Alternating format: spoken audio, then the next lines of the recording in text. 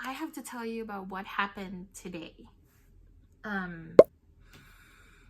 So my friend who lives in Gifu Prefecture, and she's there for woodworking senmongakko, told me that she was gonna go to Tokyo for a day.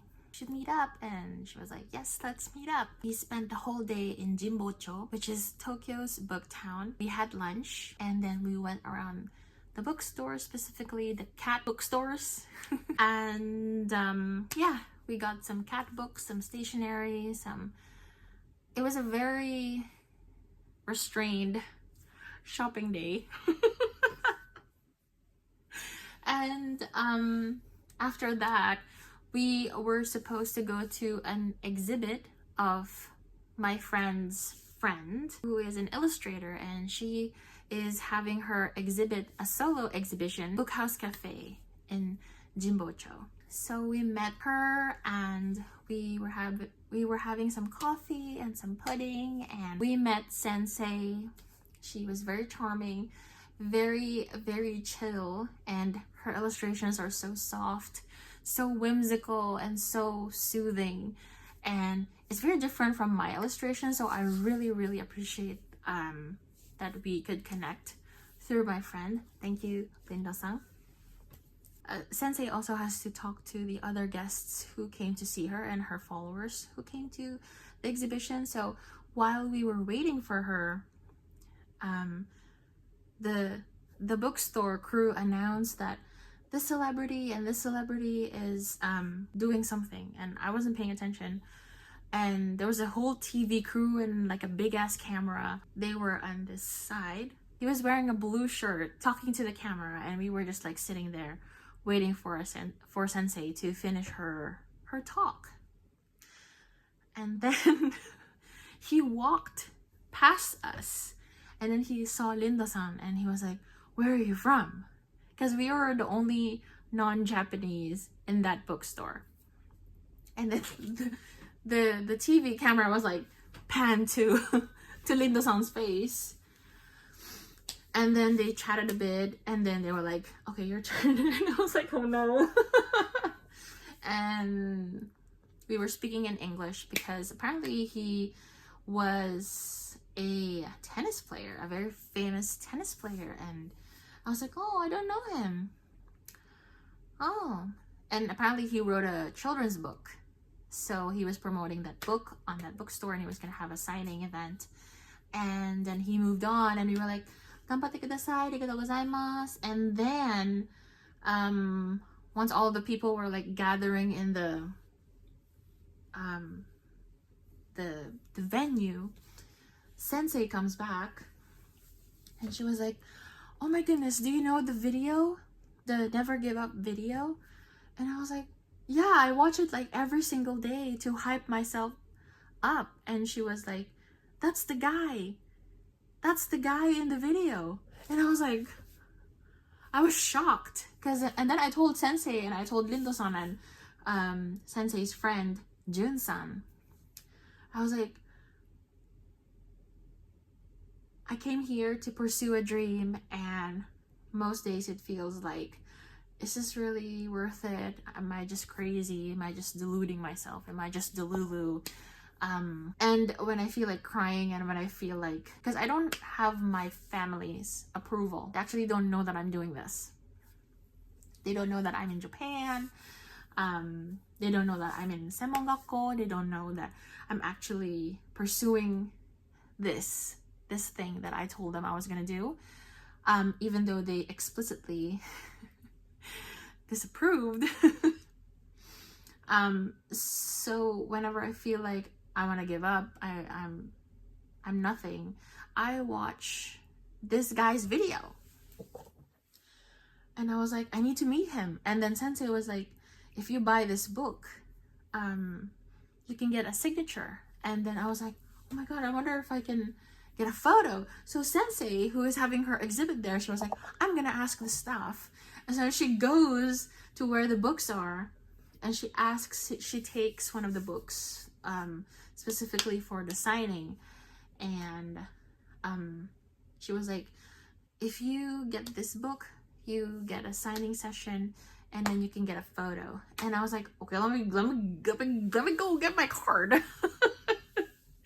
Let me go get the card. And so I did, and it made the purchase, and they gave me a signing event number, and then I was like lining up, and then it took a while because there were other people there who were like signed up prior to that day, and I think I was the last one or the second to the last one, I think, to do the signing. And sensei, the very lovely, charming Duka sensei, actually drew me something.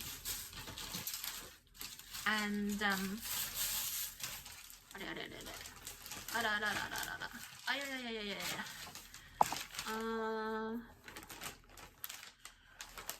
is it?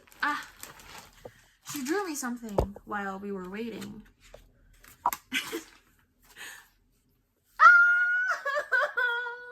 It's me, and it's Leona-san. And this is my treasure. I didn't think I would look this cute drawn by a professional illustrator. I'm very touched.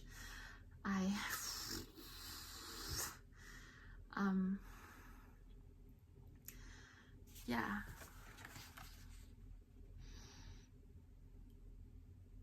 I have no words. I'm just Beni-sama.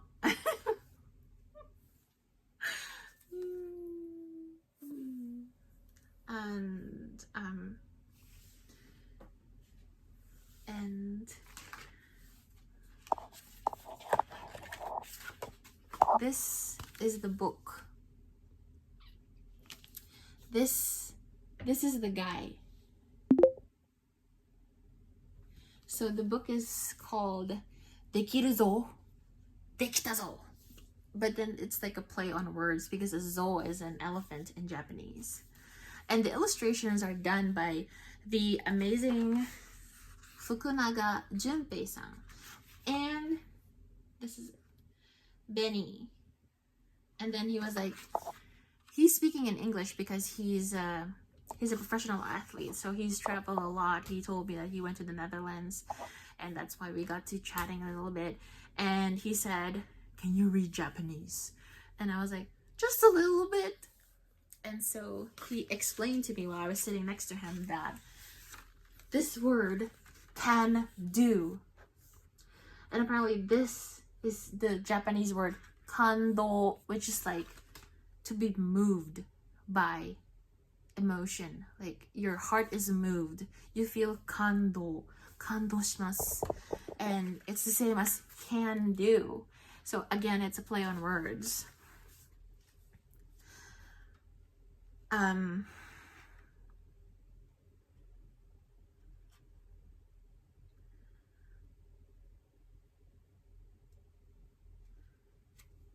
Shuuzo.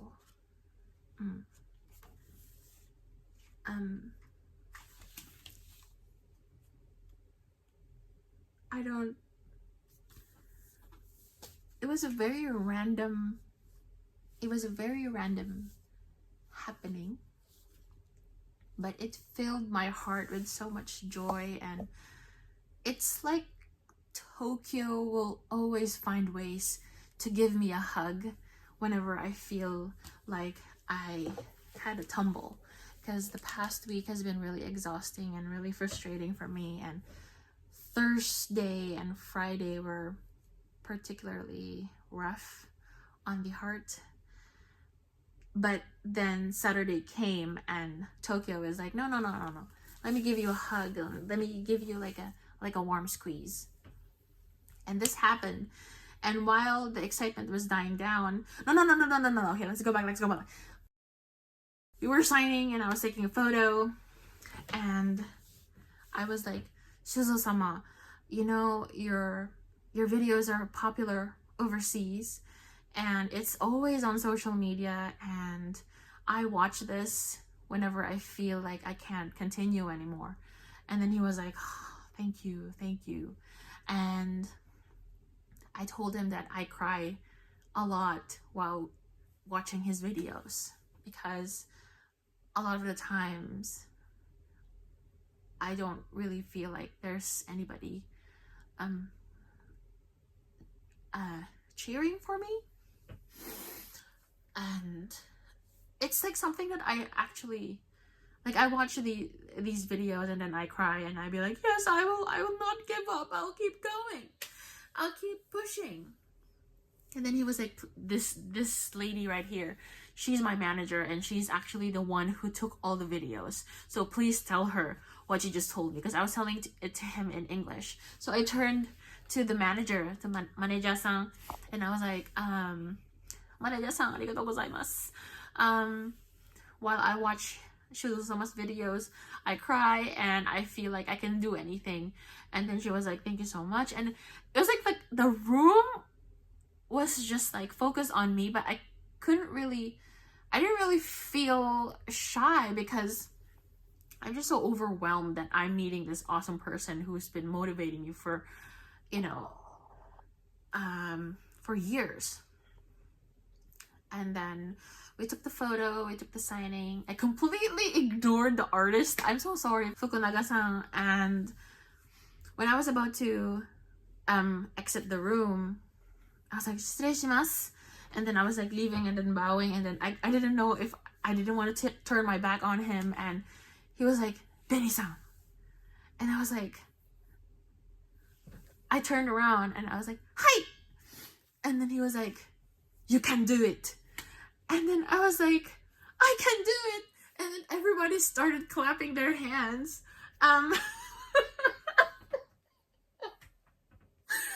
Everybody started clapping their hands. And then I was like, arigatou gozaimasu, arigatou gozaimasu. And then when I did the last bow and went out of the signing venue, my friends were like, what happened? They were like clapping in there. And because it's like a closed room, and then you go out into the bookstore and then the bookstore cafe, you can hear the clapping. And then my friends were like, what happened? Why were they clapping?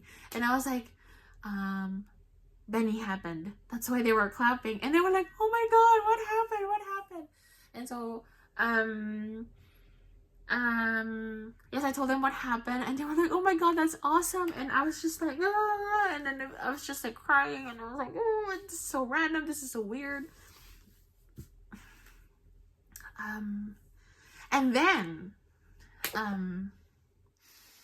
while the excitement was like winding down a little bit, we take photos, we were talking, we were exchanging socials, and we were kind of just like getting to know each other. It was like a vibe. We were all vibing. And I saw an auntie. She had the same tote bag as me, my favorite tote bag, my Daunt Books tote bag in forest green. And I was like, oh. And then my friends were like, what happened? What happened? And then I raised my tote bag, and then the auntie was like, she also raised her tote bag, and I was like, Osarai desu. And I was like, I can't be so casual with someone, lady that I just met. And she also like came up to our table and we started chatting, and I was like, can I please have a photo with you? And so she said, yes, of course. This is a Japanese lady, by the way. And she had like a bunch of envelopes with her, and she was like, let me give you my business card. And I was like, I need my business card whenever I go out into the streets of Tokyo, because everyone has a fucking business card. Taking a break from illustration work, and my website is down and everything, but I need a fucking business card just so I can like exchange business cards with everybody, because this is insane, this is weird and random, but like in the best ways possible. And so the sensei was like, oh my god, are you also an author? I'm actually exhibiting here. And she was like, she went into the space where sensei's work was displayed, and they were talking, and then they came back, and then we took a photo, and sensei took the photo, and then we exchanged socials. And she was like, can I post the photo and socials? And I'm generally so happy, because I'm not really the type of person to carry a designer bag. As much as possible, I wanted to be anonymous. Like, I just want like a plain, high quality, artisanal thing that I can use for years. But because I love London so much, and I love this Edwardian bookstore called Daunt Books. this tote bag means the world to me because the first time I went to Daunt Books, I was looking for a book, and the guy at the till, he was like, oh, it should be in that area. So I went in that area and looked. I was there for like 30 minutes looking at everything. And then the book was there, but I wanted like a new one. I didn't want the display one. And so after a while, I went back to the till and I was like, I don't think you have it anymore. And he was like, oh, if it's not there, then this is the only one. But if you buy this now, then they have a system where if I buy the display, a new one will be sent by the publisher. And I couldn't really come back the next day or after 2 days because my train to Amsterdam was that same evening. So that was my last day in London. I was like, it's fine. I'll just buy the display copy. And this book is a very memorable and very comforting book for me because it tackles a lot of the things that I also struggle with, language, identity, culture, and it was in the Venice area of the bookstore, and my name is based on the city of Venice. So yeah, it was just like a very special find. And when I was about to pay, the guy was like, I'm sorry you couldn't find your book. And I was like, that's okay. I love the bookstore. And then I got the tote bag, but then he didn't do the scanning thing. And he was like, this one's a present from us. Sorry about your book. And I got the tote bag for free. And I was like, oh my goodness. Oh my goodness. So that was one of the days. It's so weird because that special day kind of like connected to this special day. And that special day was in London. And this special day is in Tokyo. And it's just, I love it. It's wonderful. Life is so beautiful. And lately I feel like my body is releasing a lot of the trauma and a lot of the issues that I've been that I've been dealing with for years. And in the past few years, I've been doing a lot of the work, but I wasn't really seeing a lot of results. But I feel like me facing this new dream and being on this new journey is allowing my subconscious, my body, and my heart and my soul to kind of like release a lot of the things, the baggage that I've been carrying around. And I feel like I'm still struggling with my sleep, but for some reason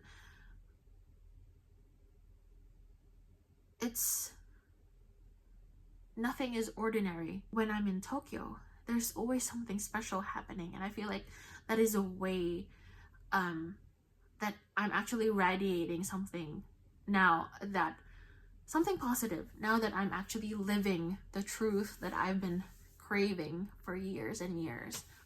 And I feel like this is the universe kind of like reflecting it back to me, and in a very weird way that I cannot explain.